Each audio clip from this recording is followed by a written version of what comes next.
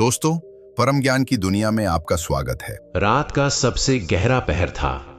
राजमहल की दीवारों पर टंगे मशालों की लौ हवा से कांप रही थी, जैसे किसी अनहोनी की आहट महसूस कर रही हो। पूरे राज्य में अफवाह थी कि आज भी वही दुर्दांत चोर आएगा, वही जिसकी परछाई तक किसी ने साफ नहीं देखी थी, पर जिसकी चोरी हर बार राज्य की किसी न किसी कमजोरी को उजागर कर देती थी। महल के सैनिक पिछले 30 दिनों से नींद खो चुके थे, पर चोर था कि मानो उन्हें आंखें दिखा दिखा कर चुनौती दे रहा हो। वही चोर जिसने 1 महीने के भीतर 7 राजघरानों को हिला दिया था। पर आज की रात कुछ अलग थी, क्योंकि आज पहली बार उस चोर का सामना सीधे राज्य की राजकुमारी से होने वाला था। राजकुमारी आरुषि अपने कमरे की बालकनी में खड़ी दूर अंधेरे में झिलमिलाती रोशनी को देख रही थी, और उसके भीतर एक अजीब सी बेचैनी घुमड़ रही थी, जैसे आज किसी अदृश्य धागे ने उसकी किस्मत को उस चोर से बांध दिया हो जो कभी किसी के हाथ नहीं आया। महल की दीवार के उस पार अंधेरे जंगल में एक काले हुड वाला युवक पेड़ पर बैठा उसे देख रहा था। उसकी आंखें चांदनी की हल्की झिलमिल में चमक रही थीं, और उनमें न डर था न लालच, सिर्फ एक अजीब सा सुकून। उसने धीमे से अपनी उंगलियों पर घूमती चांदी की पतली तार को मोड़ा और मुस्कुराया। आज की रात रोचक होगी। वह वही चोर था, राज्य भर में परछाई के नाम से जाना जाने वाला, जिसकी असली पहचान किसी को नहीं पता थी। परछाई का हर कदम सटीक और शातिर होता था। लेकिन आज वह सिर्फ चोरी के लिए नहीं आया था। आज वह एक राज का सामना करने वाला था, जो उसके अपने जीवन को भी बदलने वाला था। महल में छिपने के दर्जनों रास्ते उसे मालूम थे, पर आज उसने वही रास्ता चुना जिससे वह सीधे राजकुमारी के कक्ष के करीब पहुंचता था, और वह खुद नहीं समझ पा रहा था कि ऐसा क्यों कर रहा है। राजकुमारी आरुषि को हमेशा बचपन से चोरों और अपराधियों से नफरत करना सिखाया गया था, पर उसके मन में आज अजीब सा उथल पुथल था। उसे पता नहीं था कि कौन सी अनजानी शक्ति बार बार उसे बालकनी की ओर खींच रही थी, जैसे कोई अदृश्य उपस्थिति उसके आसपास तैर रही हो। अचानक हवा तेज हुई, और उसे लगा जैसे महल की दीवार पर किसी की परछाई क्षण भर को चमककर गायब हो गई। वह चौंकी, पर उसका दिल तेज नहीं धड़का, बल्कि धीमा हो गया। उसे लगा उसकी सांसें कुछ देर को थम गईं। यह एहसास उसे बिल्कुल नया था, जैसे कोई अनदेखी आंखें उसे धीरे से देख रही हों। उसी वक्त पहरेदारों के सींग बज उठे। चोर चोर महल में घुस आया है। सैनिकों की तलवारें झंझनाईं, गलियारों में दौड़ते कदमों की गूंज फैल गई। पर राजकुमारी वहीं खड़ी रह गई, बालकनी की रेलिंग को पकड़कर, जैसे वह किसी ऐसी चीज की प्रतीक्षा कर रही हो जिसे वह खुद भी नहीं समझती। परछाई महल के भीतर बिल्कुल पंखों की तरह हल्के कदमों से बढ़ रहा था। उसके अंदर आज कुछ अजीब था। वह खुद को बार बार रोक रहा था कि वह राजकुमारी के करीब न जाए, पर हर बार उसका दिल उसके दिमाग को धक्का देता और वह फिर आगे बढ़ता जाता, जैसे किसी जादुई बंधन ने उसे उसकी ओर खींच रखा हो। महल के तीसरे गलियारे में उसे सैनिकों की भारी टहल सुनाई दी। उसने पत्थरों की दीवारों के बीच बनी एक पुरानी दरार से फिसलकर ऊपर की मंजिल की ओर छलांग लगाई। वह सन्नाटा था, बिल्कुल वैसा सन्नाटा जो आने वाले तूफान से पहले होता है। तभी वह रुका। सामने कुछ दूर बालकनी में सफेद चांदनी में नहाई खड़ी राजकुमारी उसे देख रही थी, बिना घबराए, बिना पीछे हटे, बिना आवाज किए। उनकी निगाहें मिली, और परछाई के शरीर में एक ऐसी कंपी दौड़ी जो उसने कभी महसूस नहीं की थी। आरुषि ने पहली बार उस चोर को इतने करीब देखा। काले कपड़ों में लिपटा, चेहरा आधा छुपा, पर उसकी आंखें बिल्कुल वैसी नहीं थीं जैसा उसने सोचा था। उनमें अपराध नहीं था, न लालच, बल्कि एक गहरा अकेलापन, एक अजीब सा स्नेह, और कहीं बहुत दूर खोया हुआ दर्द। वह समझ नहीं पाई कि वह उसे देखकर डर क्यों नहीं रही। उसके अंदर एक अनोखा विश्वास पनपने लगा, जैसे यह व्यक्ति भले चोर हो, पर उसके दिल में कोई और ही कहानी छुपी है। कुछ पलों तक दोनों बिना हिले खड़े रहे, जैसे दुनिया रुक गई हो। तभी दूर से सैनिकों के कदमों की गड़गड़ाहट सुनाई दी। यह आवाज उनको हिला सकती थी, पर वे फिर भी अपनी जगह से नहीं हिले। आरुषि ने पहली बार महसूस किया कि कोई अनजान शख्स उसकी ओर देख रहा है, जैसे वह उसे बहुत पहले से जानता हो। और परछाई की नजरें कह रही थीं, मुझे तुमसे कुछ कहना है, पर कह नहीं सकता, अभी नहीं। दूर से आती तलवारों की खनक ने परछाई को उसकी तंद्रा से बाहर निकाला। उसे फौरन भागना था। महल अब हर तरफ सैनिकों से भर चुका था, और कुछ ही सेकंड बाद उसे पकड़ लिया जा सकता था। उसने एक छलांग में बालकनी की रेलिंग पकड़ ली और नीचे अंधेरे में गायब होने ही वाला था कि अचानक राजकुमारी ने हाथ बढ़ाकर उसका कलाई पकड़ ली। यह इतनी अप्रत्याशित हरकत थी कि परछाई का दिल कुछ पल के लिए पूरी तरह थम गया। उसने उस स्पर्श में कुछ अनोखा महसूस किया, एक गर्माहट, एक भरोसा, एक अजीब सी खामोश प्रार्थना। राजकुमारी ने धीमे से फुसफुसाया, तुम चोर नहीं लगते, कौन हो तुम? यह सवाल उसके दिल में तीर की तरह लगा। वह कई बार चाहता था कि कोई उसके अपराधी चेहरे के पीछे छुपे इंसान को देखे, और आज पहली बार किसी ने देखा था। उसने जवाब तो नहीं दिया, पर उसकी आंखों में एक अधूरा सच तैर गया, इतना गहरा कि राजकुमारी का दिल अनायास ही धड़क उठा। परछाई उसकी पकड़ से हाथ छुड़ाकर नीचे छलांग लगा गया, पर जाते जाते उसकी उंगलियां आरुषि के हाथ को हल्के से छू गईं। यह स्पर्श इतना गहरा था कि जैसे किसी ने वर्षों पुराने बंद दरवाजे को अचानक खोल दिया हो। नीचे गिरने की आवाज आई, फिर कुछ सेकंड एकदम सन्नाटा, फिर कदमों की धीमी रफ्तार, और वह अंधेरे में गुम हो गया। सैनिक बालकनी पर पहुंचे तो राजकुमारी गहरी सांसें ले रही थी, पर चेहरे पर कोई डर नहीं था। उसने बस इतना कहा, वह उत्तर दिशा की ओर गया है, जल्दी जाओ। सैनिक तेजी से वहां से भागे, पर राजकुमारी वहीं खड़ी दीवार के उस हिस्से को देखती रही जहां से वह चोर गया था। उसकी उंगलियों में अभी भी उस व्यक्ति की गर्माहट बाकी थी। अजीब बात यह थी कि वह उस एहसास को मिटाना नहीं चाहती थी। रात बीत चुकी थी, पर राजकुमारी सो नहीं पाई। उसका मन बार बार उसी चेहरे पर अटक रहा था। वह चोर जिसकी आंखों में अपराध से अधिक दर्द था। महल के बाहर की सड़क अभी भी हलचल से भरी थी। राज्य में भय फैल चुका था कि परछाई अब राजकुमारी तक पहुंच गया है, पर किसी को नहीं पता था कि राजकुमारी के मन में भय नहीं, बल्कि एक अरसे बाद पहली बार एक प्रश्न जागा है, वह कौन है और मुझे ऐसा क्यों लगा कि उसका मुझसे कोई रिश्ता है। उसकी धड़कनें बेचैन थीं, और यह बेचैनी उसे चैन लेने नहीं दे रही थी। वह खुद भी नहीं जानती थी कि यह शुरुआत है एक प्रेम की, एक रहस्य की, एक ऐसे तूफान की जो उसके पूरे जीवन को बदल कर रख देगा। उसे नहीं पता था कि परछाई सिर्फ चोर नहीं, उसके अपने अतीत की कुंजी था। वह अतीत जिसे छुपाने के लिए महल ने कई जिंदगियां दांव पर लगा दी थीं।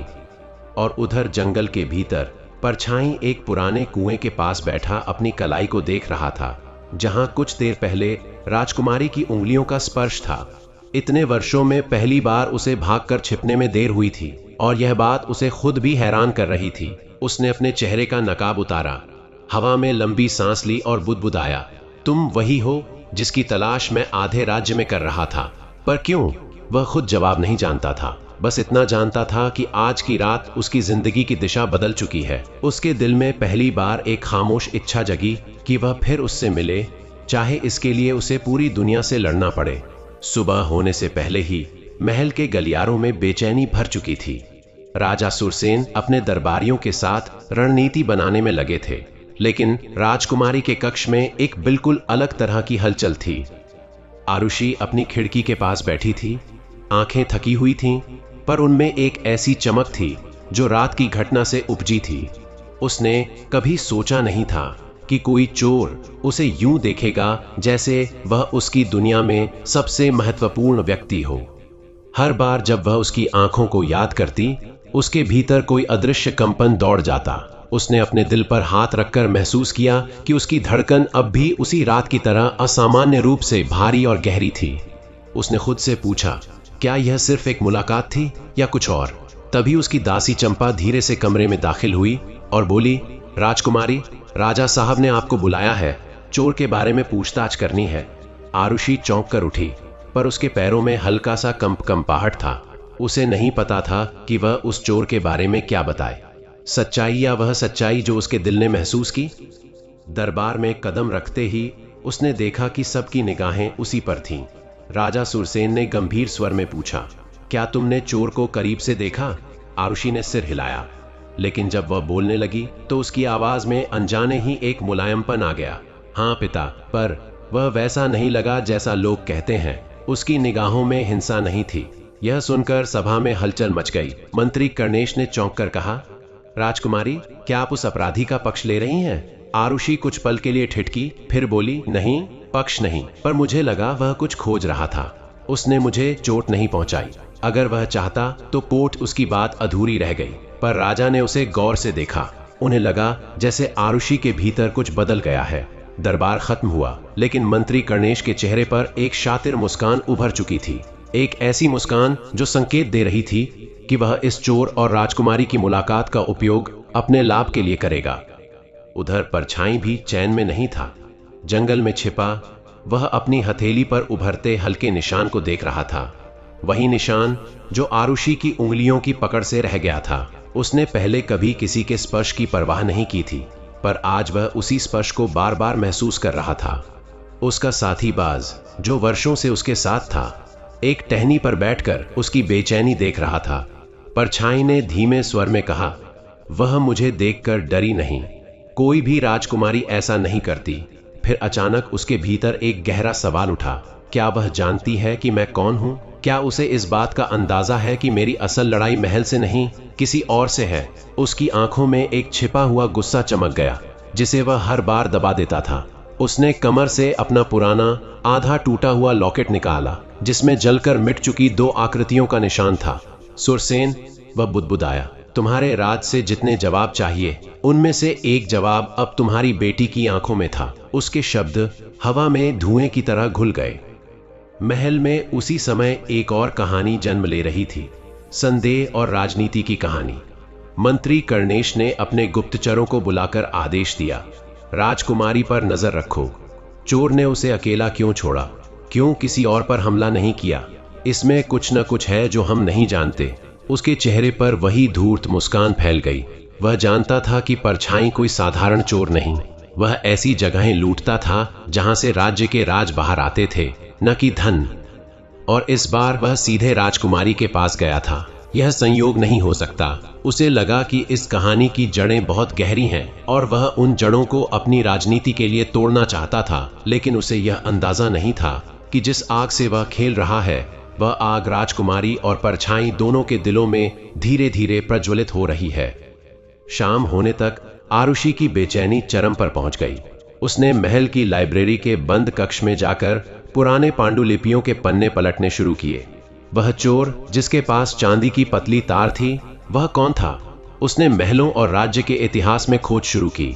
तभी उसे एक पुरानी दास्तान मिली, चांदीबाज। एक ऐसे परिवार की कथा जिनके पास चांदी के धागों से बने गुप्त कोड होते थे, जिनसे वे राजाओं के भ्रष्टाचार का पर्दाफाश करते थे। लेकिन 15 साल पहले उनका पूरा परिवार राजद्रोह के आरोप में जला दिया गया था। कथा में एक लाइन थी, उनका एक बच्चा गायब मिला था, जिसका कोई निशान फिर कभी नहीं मिला। आरुषि का दिल जोर से धड़का।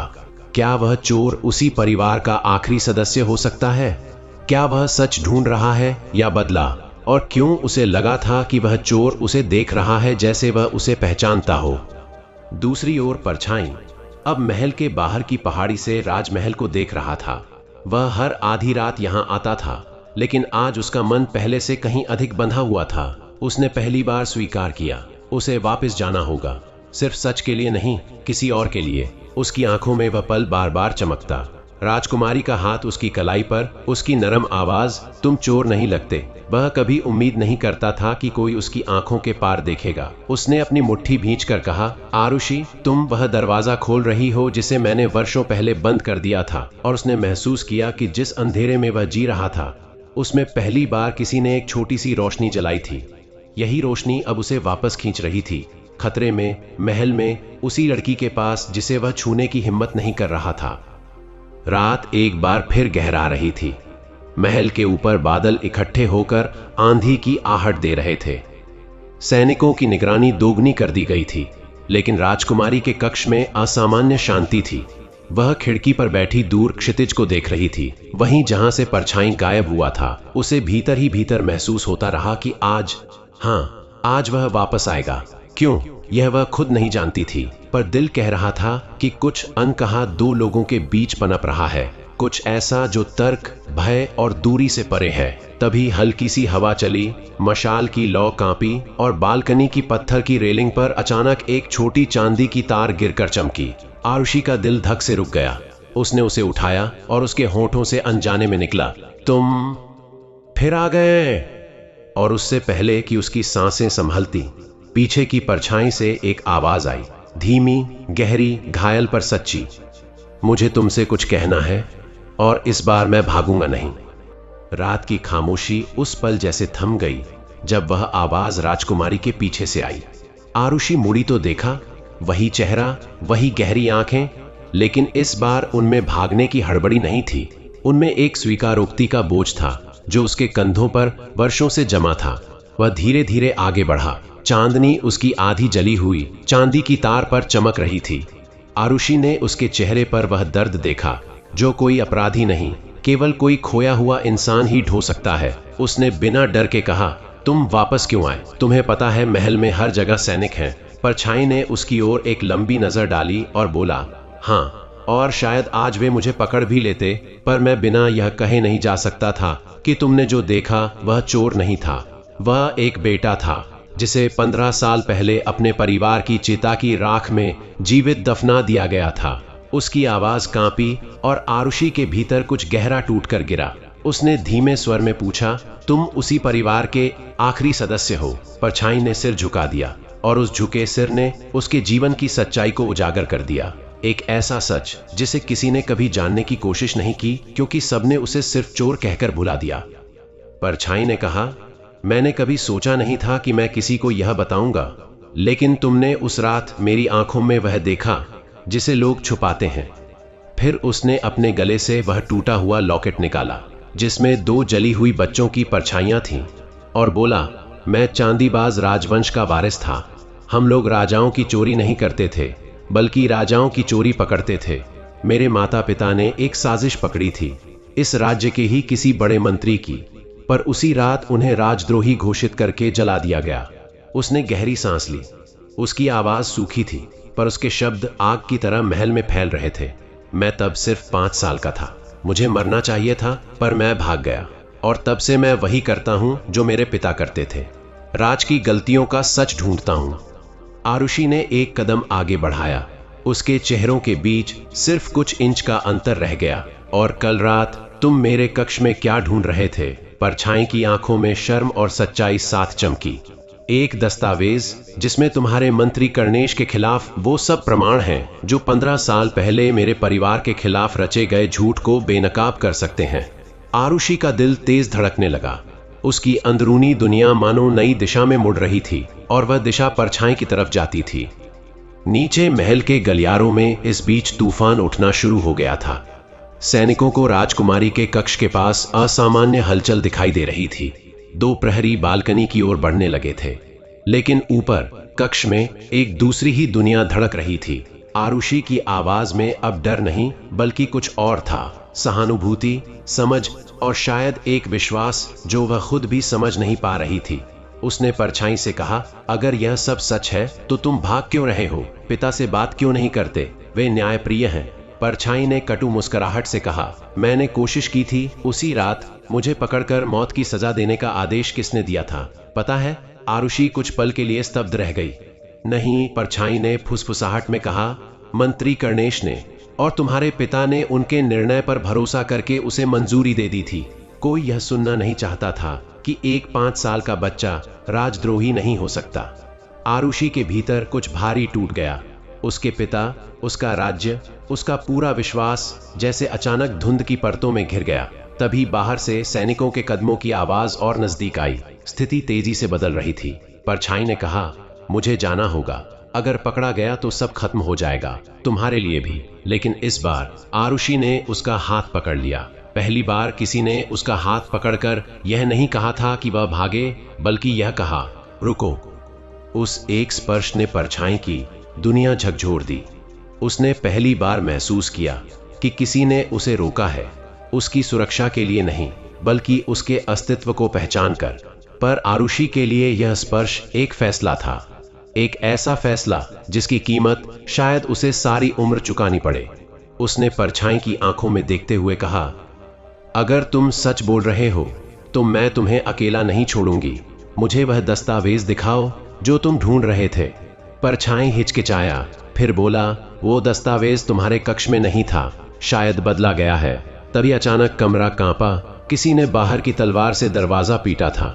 सैनिक चिल्लाए, राजकुमारी, क्या आप ठीक हैं? दरवाजा खोलिए। दोनों की सांसें रुक गईं। परछाई ने आंखों से ही कहा। अब सिर्फ एक रास्ता था, भागना। लेकिन आरुषि ने उसकी कलाई पकड़कर कहा, मेरे पास एक गुप्त मार्ग है। यह महल की नींव तक जाता है, जहां बहुत कम लोग जाते हैं। परछाई ने आश्चर्य से उसे देखा।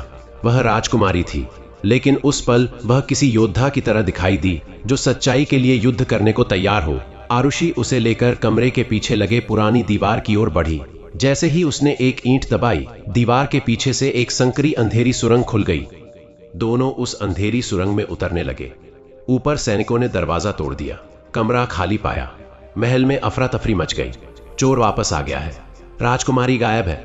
इस शोर के बीच एक और आवाज उठी, मंत्री कर्णेश की। उन्हें जिंदा मत पकड़ना, चोर खतरनाक है।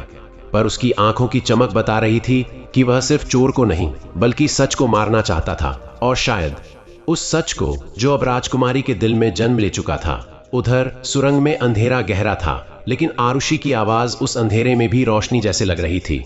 इस सुरंग का रास्ता महल की पुरानी कोठार के पीछे खुलता है, वहां से हम बाहर जा सकते हैं। परछाई पहली बार किसी पर इतना भरोसा कर रहा था कि उसने अपने कदम उसके पीछे छोड़ दिए। उसने धीमे से पूछा, तुम यह सब कर रही हो किसी ऐसे आदमी के लिए जिसे तुमने बस एक बार देखा? आरुषि रुकी, उसकी ओर मुड़ी और बोली, तुम्हें देखकर लगा कि तुम वो नहीं हो जो दुनिया समझती है, और अगर मैं किसी निर्दोष को मरने दूं तो मैं राजकुमारी कहलाने के लायक नहीं। सुरंग के अंत में जब वे बाहर पहुंचे, रात और भी गहरी हो चुकी थी। पेड़ों की शाखाएं तेज हवा में टूट रही थीं। बारिश शुरू हो चुकी थी। परछाई ने आसमान की ओर देखा, मानो प्रकृति भी चेतावनी दे रही थी कि आज रात की घटनाएं आने वाले तूफानों का संकेत हैं। उन्होंने पुराने कोठार से बाहर कदम रखा ही था कि अचानक घोड़े की टापों की आवाज गूंजी। 4 सैनिक मशालों के साथ उनकी तरफ बढ़ चुके थे। आरुषि ने घबराकर कहा, वे हमें देख लेंगे। परछाई ने उसका हाथ कसकर पकड़ा और बोला, आज मैं भागने नहीं आया था, पर आज तुम्हें खतरे में नहीं डालूंगा। उसने अपनी चांदी की तार निकाली और पेड़ों की ओर इशारा करते हुए कहा, वहां झाड़ियों में जाओ, मैं उनका ध्यान भटकाता हूं। लेकिन आरुषि चीख पड़ी, नहीं, तुम फिर गायब हो जाओगे। परछाई ने पहली बार उसके चेहरे को दोनों हाथों से पकड़कर कहा, मैं लौट कर आऊंगा, अब सिर्फ अपने लिए नहीं, तुम्हारे लिए भी। उसकी आवाज इतनी सच्ची थी कि आरुषि चाहकर भी उसे रोक न सकी। वह झाड़ियों में छुप गई और परछाई सैनिकों के सामने छलांग मारकर निकल पड़ा। बारिश तेज हो चुकी थी। सैनिक तलवारें लेकर उसके पीछे दौड़े। परछाई उनके बीच से ऐसे निकला जैसे हवा को चीर रहा हो। वह पेड़ों की शाखाओं पर चढ़ता, कूदता, जमीन पर घूमता। हर हरकत में वर्षों का दर्द और जीवित रहने की कला थी। लेकिन सैनिकों की संख्या अधिक थी। एक तीर उसके कंधे को छूता हुआ निकल गया। खून बहने लगा। आरुषि छिपी जगह से यह सब देख रही थी। उसके आंसू बारिश में घुल रहे थे। उसने खुद से कहा, अब मैं कुछ भी करके इसका सच सामने लाऊंगी, चाहे यह राज्य मेरे खिलाफ क्यों न हो जाए। तभी एक और चीख सुनाई दी, उसे पकड़ो। परछाई ने आखिरी छलांग लगाई और बारिश की धुंध में गायब हो गया। सैनिक उसे खोजते रहे, लेकिन चोर हवा में घुल चुका था। महल में खबर पहुंचते ही हड़कंप मच गया। राजकुमारी भाग गई थी और चोर बचकर निकल गया था। मंत्री कर्णेश ने तुरंत कहा, इसका मतलब साफ है, राजकुमारी उसी चोर के साथ मिली हुई है। राजा सुरसेन का चेहरा सफेद पड़ गया। मेरी बेटी कभी ऐसा नहीं कर सकती। लेकिन कर्णेश ने आगे कहा, हमें राजकुमारी को ढूंढ कर लाना होगा, क्योंकि अब वह राज्य के लिए खतरा बन चुकी है। राजा की आंखों में दर्द और अविश्वास था, लेकिन राजनीति ने उसे अपने जाल में बांध लिया था। और उसी रात महल से दूर जंगल की गहराई में बारिश से भीगे पत्थरों के बीच परछाई बैठा था। उसके कंधे से खून टपक रहा था। उसका दिल पहली बार किसी चोट से नहीं, बल्कि किसी खोए हुए रिश्ते की शुरुआत से धड़क रहा था। उसने आकाश की ओर देखा और धीरे से कहा, आरुषि, तुमने मेरा अतीत नहीं, मेरी किस्मत बदल दी है। अब मैं तुम्हें अकेला नहीं छोड़ूंगा। अब खेल शुरू होगा, सच और झूठ के बीच, और इस बार जीत हमें ही मिलनी है। दूर कहीं महल की बिजली चमक रही थी, जैसे आने वाले युद्ध का उद्घोष कर रही हो। रात और गहरी हो चुकी थी, पर उसके भीतर उठ रहा तूफान उससे भी घना था। जंगल की नमी में बैठा परछाई अपनी घायल कंधे को दबाए हुए था, लेकिन उसके चेहरे पर दर्द से ज्यादा एक दृढ़ संकल्प उभर रहा था। बारिश रुकने को नहीं थी, लेकिन हर बूंद उसे यह याद दिला रही थी कि अब वापसी का कोई रास्ता नहीं। उसने अपनी चांदी की तार को देखा, जो अब खून में भीग चुकी थी, और बुदबुदाया, वे सोचते हैं मैं भाग जाऊंगा, लेकिन उन्हें पता नहीं कि अब मैं क्यों लौटूंगा। उसकी आंखों में पहली बार किसी के लिए खून बहाने की इच्छा नहीं, बल्कि किसी को बचाने की जरूरत थी। आरुषिक, उसने अपने होठों पर उसका नाम रखा, जैसे वह नाम उसकी सांस में भी घुल चुका हो। परछाई ने अपने जख्म पर मिट्टी लगाई और खुद को पेड़ के सहारे खड़ा किया। उसे पता था आज रात का उसका हर कदम उसे उस संघर्ष की ओर ले जाएगा जिसमें दुश्मन तलवार लेकर नहीं बल्कि षड्यंत्र लेकर खड़ा था। और उस षड्यंत्र का सिरा अब बहुत स्पष्ट था, मंत्री कर्णेश। उधर आरुषि महल से दूर निकल चुकी थी, लेकिन उसकी यात्रा भी आसान नहीं थी। घने पेड़ों के बीच चलते हुए उसके पैरों में कांटे चुभ रहे थे, पर उसका मन उससे कई गुना ज्यादा बेचैन था। वह सोच रही थी, पिता ने ऐसा कैसे कर दिया? 5 साल के बच्चे को सजा देना कैसे उचित ठहराया गया? उसकी सांसें भारी हो रही थीं, पर वह चलते रही। वह उस जगह जा रही थी जहां शायद उसे सवालों के आधे जवाब मिले। राज्य का पुराना अभिलेखागार, जो वर्षों से बंद था और जिसमें किसी को प्रवेश की अनुमति नहीं थी। वह जानती थी कि अगर कहीं सच दफन है तो वहीं। पर जैसे जैसे वह जंगल में आगे बढ़ रही थी, उसके भीतर एक डर उभर रहा था। सैनिक हर दिशा में उसकी तलाश कर रहे होंगे। उसे पकड़ लिया गया तो उसे शायद चोर की साथी घोषित कर दिया जाएगा। लेकिन उसके दिल ने साफ कहा, अगर आज मैंने चुप्पी चुनी तो सच्चाई कभी सामने नहीं आएगी। हवा तेज हो चुकी थी और हर झोंका उसे महल की ओर धकेल रहा था, जैसे दीवारें उससे कह रही हों, मत जाओ, यह रास्ता खतरनाक है। पर आरुषि ने उन हवाओं की आवाज को अनसुना कर दिया। महल में इस बीच राजनीतिक तूफान उठ चुका था। सैनिकों ने स्पष्ट कहा कि राजकुमारी स्वयं चोर के साथ भागी है। राजा सुरसेन के चेहरे पर अविश्वास और दर्द थी कि उसकी अपनी बेटी उस चोर पर विश्वास कर बैठी। लेकिन उनके मन में संदेह भी था, क्या यह सिर्फ संयोग था कि चोर की वापसी के साथ उसकी बेटी गायब हो गई? मंत्री कर्णेश ने मौका भांपकर कहा, राजा साहब, हमें इसे देशद्रोह की साजिश मानकर तुरंत कार्रवाई करनी चाहिए। अगर वह लड़की उस चोर के साथ मिली हुई है तो वह राज्य की सुरक्षा के लिए एक बड़ा खतरा है। हमें उसे ढूंढकर वापस लाना ही होगा। राजा ने भारी मन से सैनिकों को आदेश दिया, पर भीतर उनका पिता दिल चुपचाप रो रहा था। उन्हें यह यकीन नहीं था कि उनकी आरुषि ऐसा कुछ कर सकती है। लेकिन कर्णेश के शब्द उनकी सोच को लगातार धकेल रहे थे और कर्णेश के मन में इस समय सिर्फ एक ही विचार था, अगर राजकुमारी ने सच जान लिया तो सब खत्म हो जाएगा। इसलिए उसे वापस नहीं बल्कि चुप कराना जरूरी था। जंगल की उस अंधेरी रात में कुछ दूरी पर ही परछाई सैनिकों से बचते बचाते उसी दिशा में बढ़ रहा था जहां उसे लगा आरुषि जा सकती है। वह उसके कदमों की आवाज नहीं बल्कि उसके दिल की चिंता की दिशा सुन रहा था।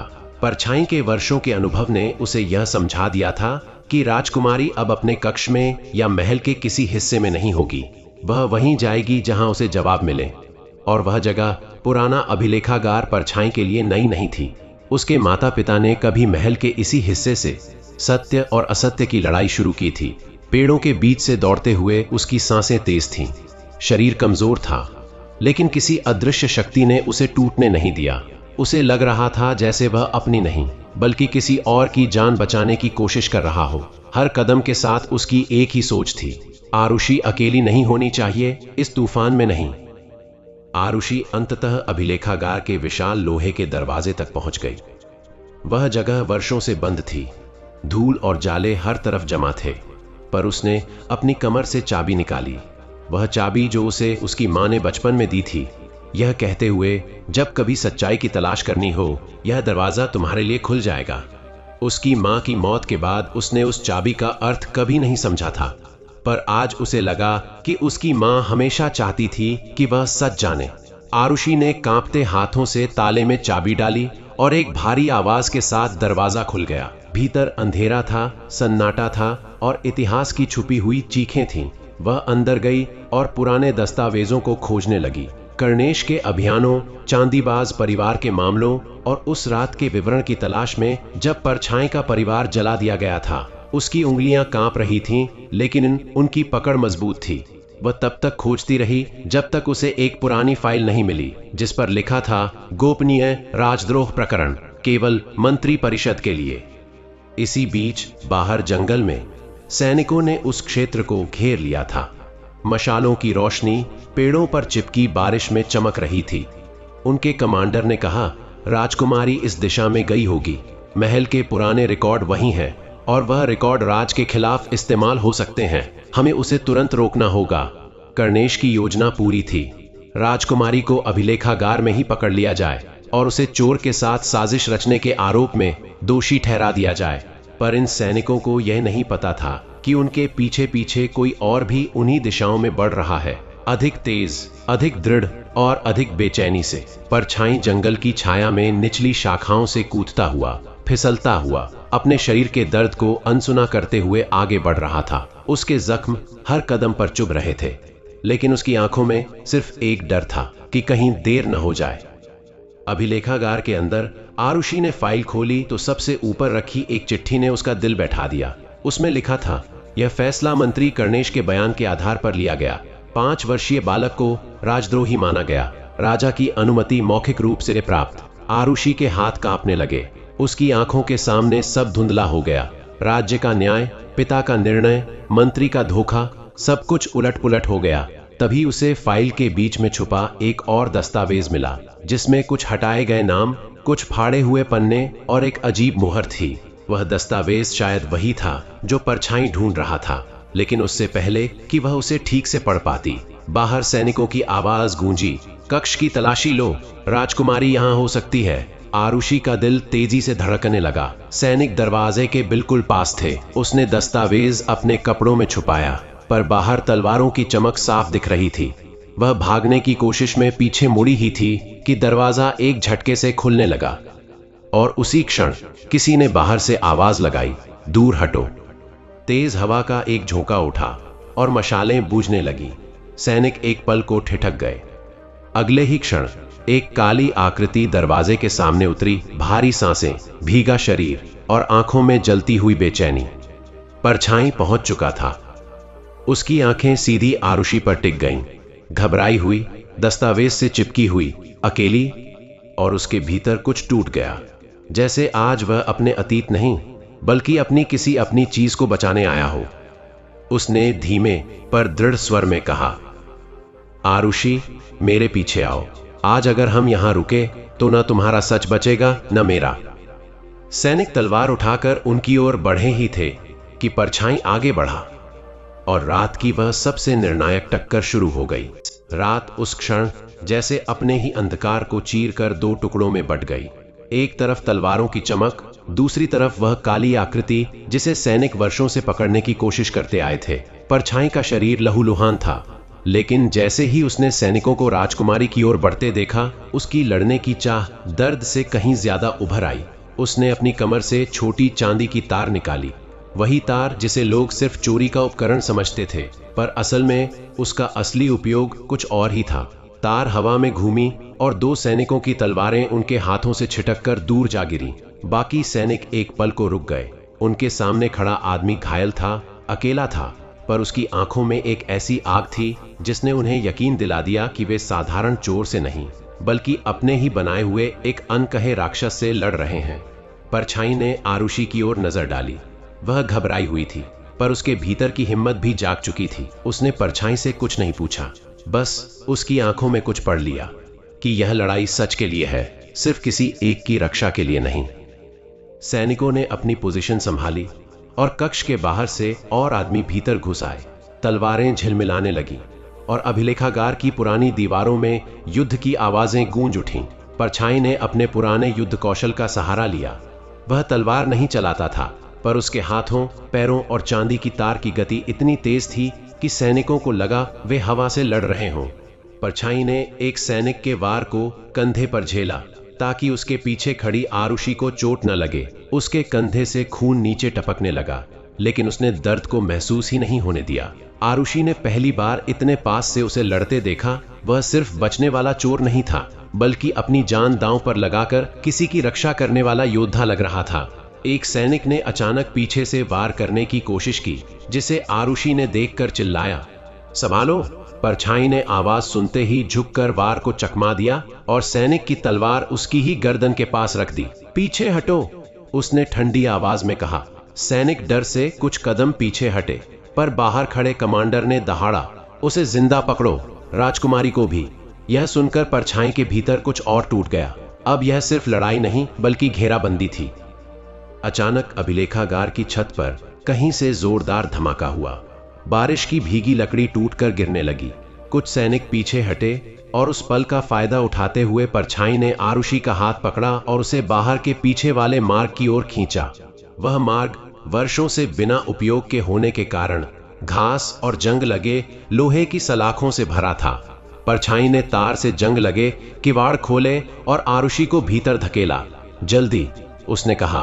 पहली बार उसकी आवाज में आदेश नहीं बल्कि डर था। आरुषि ने पीछे मुड़कर देखा। सैनिक फिर से उनकी ओर बढ़ रहे थे और परछाई उनकी ओर खड़ा था, जैसे किसी दरवाजे का पहरेदार। तुम अंदर जाओ, मैं रोक लूंगा।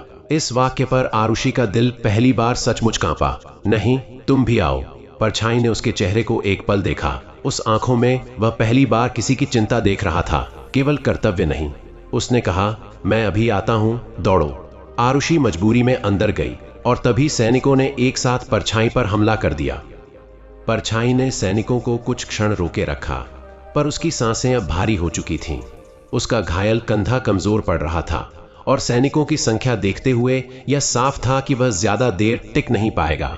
लेकिन उसने हर वार को इसलिए नहीं झेला कि वह वीर बन सके, बल्कि इसलिए कि आरुषि सुरक्षित निकल जाए। अचानक एक सैनिक ने धक्का देकर उसे जमीन पर गिरा दिया और दूसरे ने उसकी गर्दन पर तलवार रख दी। परछाई ने अपनी आंखें बंद की। मौत का डर नहीं था, पर एक ही चिंता थी, क्या आरुषि बाहर निकल पाई। तभी दीवार के पीछे से एक भारी आवाज आई। पुराने मार्ग की दीवार ढह रही थी। सैनिकों का ध्यान बट गया और उसी पल परछाई ने अपने पैरों की मदद से तलवार को एक झटके से हटाया और घूमकर सैनिक को जमीन पर दे मारा। रास्ता साफ हुआ और उसने बिना समय गंवाए उस सुरंग के भीतर छलांग लगा दी, जिसकी ओर आरुषि भागी थी। उसने पीछे देखा, सैनिक उनकी ओर दौड़ते आ रहे थे। मशालें हाथ में थीं, चीखें तेज थीं, पर सुरंग की घुमावदार बनावट ने उन्हें कुछ पल का फायदा जरूर दिया। रास्ता संकरा था, अंधेरा था, लेकिन परछाई को बस एक दिशा पता थी, आरुषि को पकड़ना। सुरंग के भीतर आरुषि बार बार पीछे मुड़कर देख रही थी कि वह आ रहा है या नहीं। उसकी उम्मीद और डर दोनों टकरा रहे थे। कहीं वह पीछे न छूट गया हो, कहीं सैनिकों ने उसे न पकड़ लिया हो। मगर कुछ ही क्षण बाद उसने तेज कदमों की आवाज सुनी, किसी की भारी सांसें, किसी का लड़खड़ाता परंतु जिंदा कदम। वह परछाई था। वह उसे देखकर दौड़ते हुए उसकी ओर बढ़ी और बोली, तुम ठीक हो। परछाई पहली बार उसके इतने करीब था कि उसकी आंखों में चिंता साफ दिख रही थी। अभी ठीक हूं, पर अगर हम रुके तो नहीं रहूंगा। उसकी आवाज धीमी थी लेकिन मजबूत भी। दोनों आगे बढ़ते गए और सुरंग ने उन्हें जंगल के एक और हिस्से में बाहर फेंक दिया। हवा में आजादी की गंध थी, पर दूर जंगल में मशालों की रोशनी उन्हें पीछा किए बिना नहीं छोड़ेगी। परछाई ने कहा, चलने की रफ्तार तेज करो, वे यहां तक पहुंचने में देर नहीं लगाएंगे। आरुषि ने सिर हिलाया, लेकिन फिर उसने अचानक पूछा, परछाई, क्या मेरे पिता सच में उस फाइल में जो लिखा था, क्या वह सब सच है? परछाई रुक गया। उसकी सांसें भारी थीं, पर उसकी आंखें स्थिर थीं। जो तुमने पढ़ा वह सिर्फ आधा सच है। असली सच अभी तुम्हारे पास नहीं है, लेकिन मेरे पास है। उसकी आवाज में दर्द भी था और दृढ़ता भी, और उसी सच के कारण मुझे भगोड़ा बनाया गया और तुम्हें आज खतरे में डाला गया। दोनों कुछ देर तक चुप रहे। जंगल की रात और भी गहरी हो चुकी थी और उनके पैरों के नीचे पत्ते ऐसे चरमरा रहे थे जैसे वे हर आवाज को सैनिकों तक पहुंचा देंगे। परछाई उन्हें एक विशेष दिशा में ले जा रहा था। यह जंगल का वह हिस्सा था जहां महल की निगरानी कमजोर थी, क्योंकि वर्षों पहले इसे भूतिया घोषित कर दिया गया था। लेकिन सच्चाई यह थी कि परछाई के परिवार ने कभी इसी जगह एक गुप्त शरणस्थल बनाया था। ठंडी हवा में दोनों की सांसें धुंधली हो रही थीं और उस क्षण दोनों को यह महसूस हुआ कि आज रात उनके लिए सिर्फ भागना नहीं, बल्कि साथ रहना ही विकल्प है। परछाई ने घने झाड़ियों को हटाया और नीचे एक लकड़ी का दरवाजा दिखाई दिया। यह मेरे माता पिता का बनाया हुआ रास्ता है, उसने कहा। यह जगह कुछ ही लोगों को पता है और उनमें से कोई भी जीवित नहीं।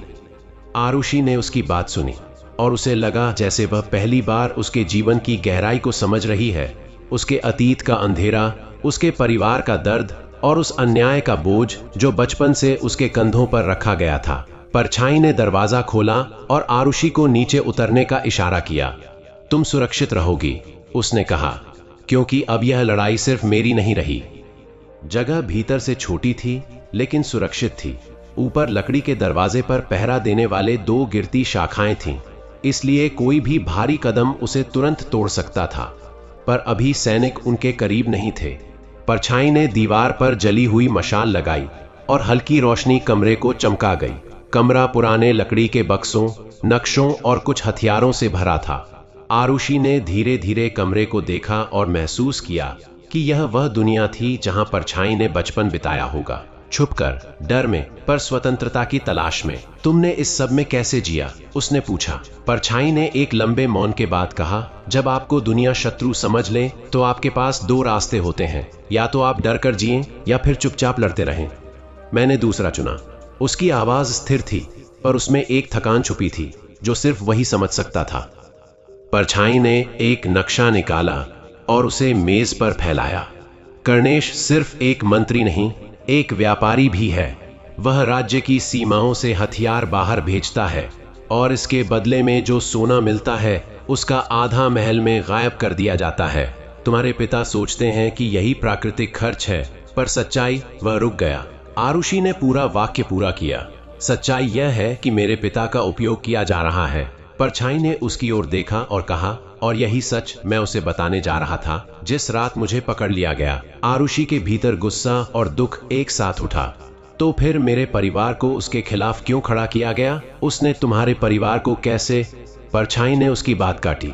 क्योंकि मेरे पिता ने उसकी चोरी पकड़ ली थी। मैंने अपने परिवार को जलते देखा है, और आज अगर तुम सच सामने लाओगी तो वह तुम्हें भी खत्म करने की कोशिश करेगा। आरुषि के भीतर पहली बार एक मजबूत आग पैदा हुई। यह वही आग थी जो किसी राजकुमारी में नहीं, बल्कि किसी योद्धा में जलती है। उसने कहा, अगर मेरा पिता गलत फैसले ले रहा है तो यह उसकी गलती नहीं, उसकी आंखों पर पट्टी बांधी गई है। मैं उस पट्टी को हटाऊंगी। परछाई ने उसकी ओर देखा। उसकी आंखों में एक नई चमक थी। यह वह लड़की नहीं थी जो महल के रेशमी कमरों में रहती थी।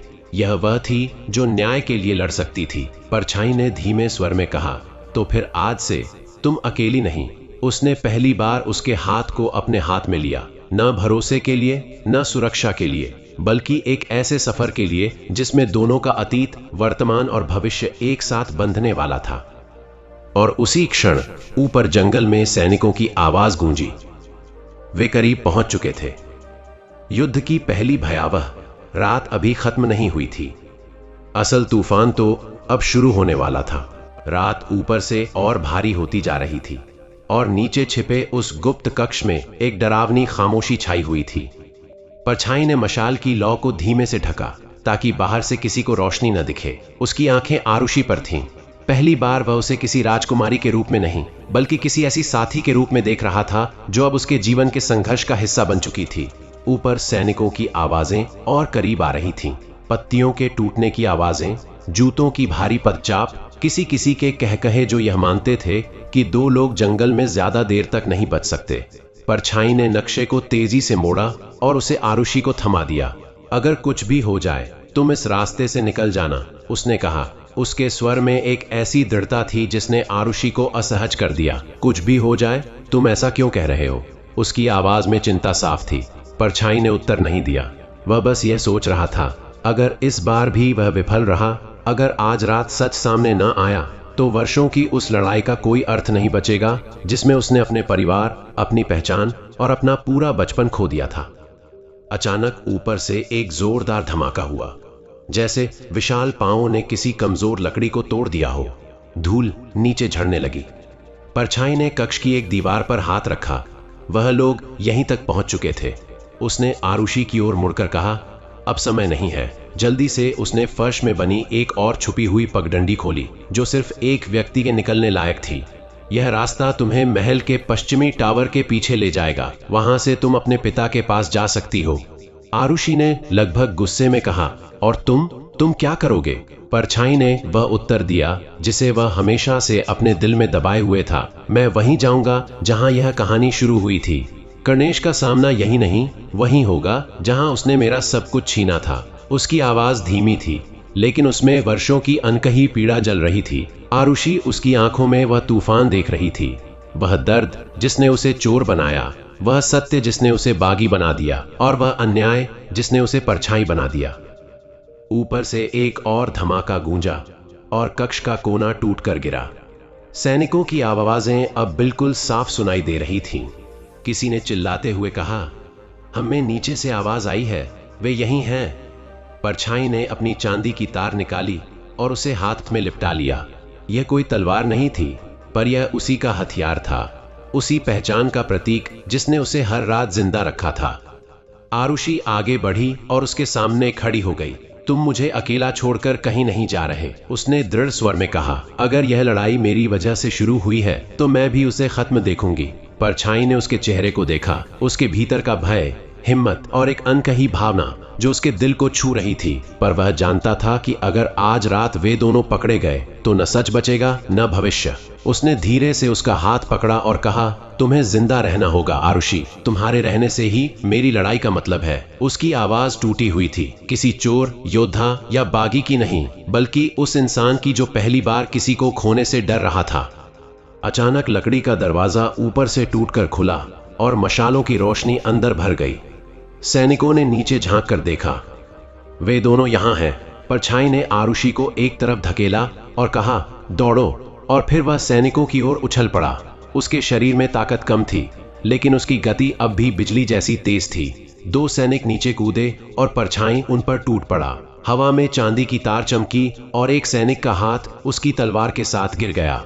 दूसरे ने परछाई को रोकने की कोशिश की, पर उससे पहले कि वह वार करता, परछाई ने उसकी गर्दन पर वार कर उसे पीछे फेंक दिया। ऊपर से सैनिकों की और टीम नीचे उतर रही थी।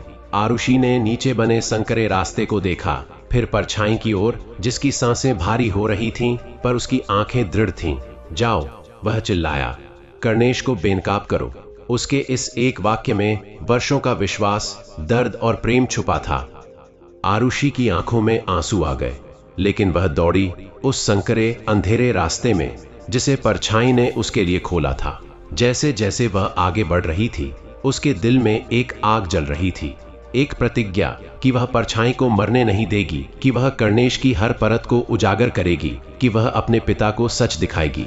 दूसरी ओर ऊपर परछाई अब 5 सैनिकों का सामना कर रहा था। खून उसके पैरों तक बह चुका था, पर उसने किसी भी वार को उसे रोकने नहीं दिया। हर प्रहार उसके परिवार के लिए था, हर कदम न्याय के लिए और हर सांस आरुषि के लिए। लेकिन अंत में जब 7वां सैनिक नीचे कूदा, परछाई कमजोर पड़ने लगा। एक तलवार उसके बगल में धंसी, दर्द उसकी सांसों को काटने लगा, पर तब भी उसने हिम्मत नहीं छोड़ी। उसने अंतिम ताकत से चांदी की तार फेंकी और वह तार ऊपर खड़े कमांडर के पैर में जा लिपटी, उसे नीचे खींचते हुए।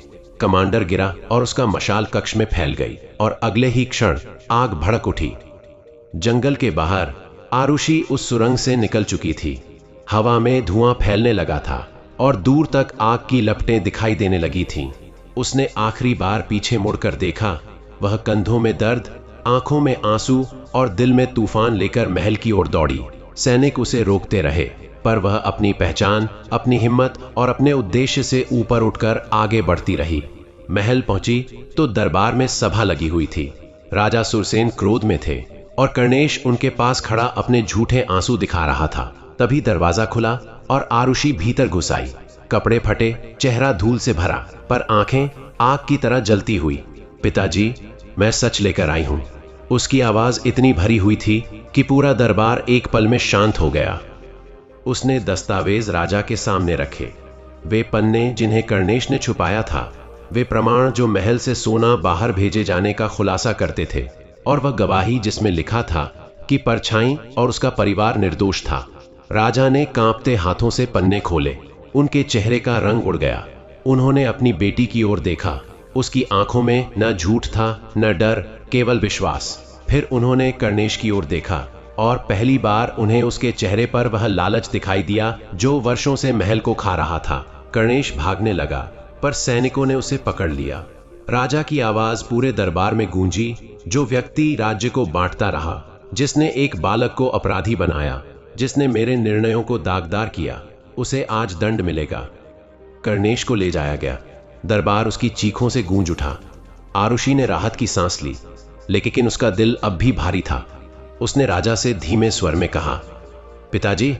परछाई राजा के चेहरे पर पछतावे की एक गहरी छाया उभरी।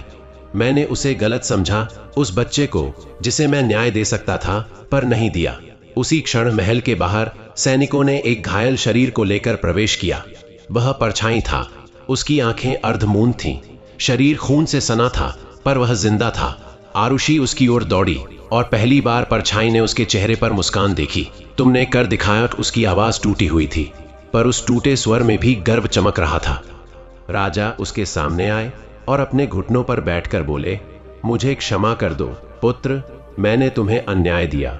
परछाई की आंखों से आंसू गिर पड़े। वर्षों के दर्द के बाद पहली बार उसने महसूस किया कि उसका बोझ हल्का हो रहा है। उसने राजा की ओर हाथ बढ़ाया।